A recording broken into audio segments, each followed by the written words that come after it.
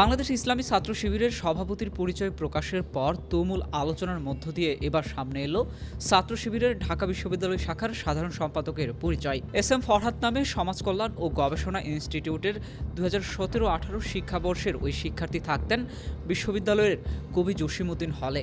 তিনি ছাত্রলীগেরও পদধারী ছিলেন।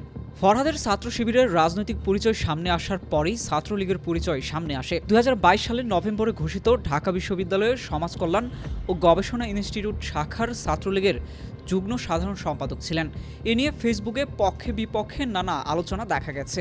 একটি অনুষ্ঠানে ছাত্রলীগের বিশ্ববিদ্যালয় শাখার সাধারণ সম্পাদক তানভীর হাসান সৈকত ও কেন্দ্রীয় ছাত্রলীগের কারিগরি শিক্ষা বিষয়ক সম্পাদক এস এম রাকিব সিরাজের সঙ্গে ফরহাদের একটি ছবি এবং তানভীর হাসানকে ফরহাদের ফুল দেওয়ার আরেকটি ছবি ফেসবুকে ভাইরাল হয়েছে।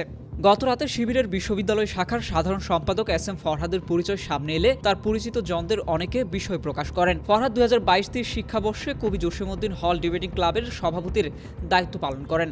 ক্লাবের ঠিক আগের কমিটির সাধারণ সম্পাদক ছিলেন এস এম কামরুল ইসলাম। জসিমউদ্দিন হলে 4 বছর ধরে ফরহাদের সঙ্গে একই কক্ষে 308 নম্বরে থেকেছেন তিনি। ফরহাদের রাজনৈতিক পরিচয় শুনে বিস্মিত কামরুল রাতে ফেসবুকে লিখেন, মানুষ অবাক হয়, মাঝে মধ্যে প্রচণ্ড অবাক হয়, কেউ কেউ অবাক হয়ে আকাশ থেকে পড়ে।